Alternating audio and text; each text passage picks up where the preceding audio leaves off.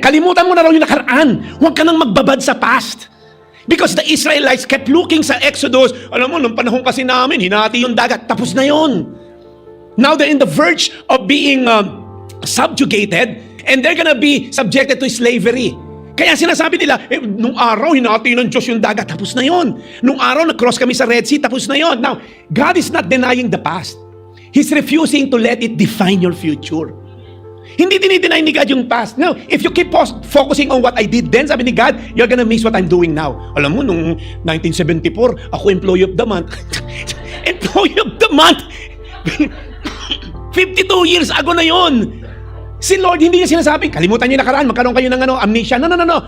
Don't let the past define and lead you. Many of us, listen up, you're still trapped by what happened, alright? And what keeps replaying sa mind natin. Alam mo, yung glory days ko, alam mo yung dating ganito, alam mo yung may bago na si Lord. And some of you naman, hindi naman yung mga success, failure, yung losses nyo, regrets, even past victories. Alam nyo, pag nag-dwell ka sa past, mamimiss out mo yung future. Tingnan nyo yung mga kumpanya na to. All of these companies have missed the future. They're so engrossed with their success. Alam nyo ba yung Nokia? Naalala niyo 3210 natin yung araw? Oh my gosh, the best phone in the world. Yung 3210, pag pinabacklight mo Helga sa Green Hills, pag pinabacklight mo sa Green Hills, yung mga millennials, hindi makarelate, geologs nyo kasi. Ang 3210, mga kapatid, pagka pinabacklight sa Green Hills, tapos yung merong keypad na iba-ibang kulay, ito, mga sindikato ng Green Hills na sila ron okay? Alam niyo yun? Tapos, pag bumagsak yan, dumadami lang, di ba? Magiging 32 pieces yan Tapos, bubuin mo parang Lego, buo ulit.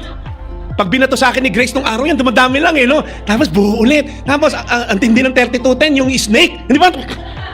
Isa na lang yung space, Nasaan na Nokia ngayon? Wala na. Kasi, they so enjoy their current victory. Sabi nila, hindi mangyayaring mawawala yung keypad. Pinatay sila ng Apple. BlackBerry, the same thing. Panoorin nyo sa Netflix yung BlackBerry na documentary. Sabi nila, hindi na mamamatay ang keypad. Apple introduced without keypad, pinagtawanan nila, and the rest, lahat tayo naka-Apple or Samsung. Okay? Yahoo had the opportunity to buy Google. Google ang let ng Google. Now, nasa na Yahoo ngayon? Wala na. Yahoo! Pang gano'n na lang natin yan. Wala na Yahoo. Okay, si Berwin na lang. Yahoo!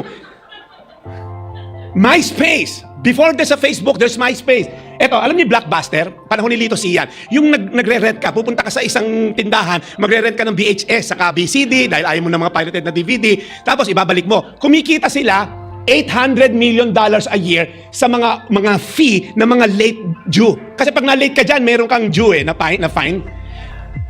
They had a chance to buy Netflix for $50 million.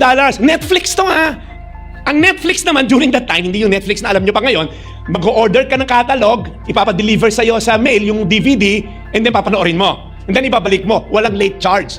Sabi ng mga taga-Blockbuster, kalokohan yan. Sayang yung kita natin na $800 million a year sa mga late charges. They're so in love with the system na merong physical store. Nasaan ang Blockbuster? Wala na. Nasaan ang Netflix? Well, you know, kung nasaan ang Netflix. Kodak. Sino rito Kodak? Ito, one of the highest paid photographer nasa audience, si Lito C. Pastor tuloy. Pare, yung Kodak nung araw, di ba? Meron ka pang studio, di ba? Dinidevelop mo pa yan. Yung Kodak, pinagtawanan ng digital camera. Hindi lilipat ang tao sa digital. Kahit si Lito, pinagtatawanan niya mga digital siguro nung araw. Hindi mawawala ang physical na camera na film. Nasaan ang film ngayon? Listen up. These companies didn't fail because they lacked the resources. No. They failed because they clung to what's familiar that once worked, while the world had already moved on. Mag-ingat ka kapatid, kasi sobra kang in love dyan sa dati mong style, ala na, umikot na ang mundo. God is not asking you to erase the past, He's asking you to stop letting it lead. Hindi sinasabing baliwalain mo to, sinasabi ni Lord, huwag mong tirhan yung nakaraan. Huwag mong tirhan. We walk by faith, not by sight.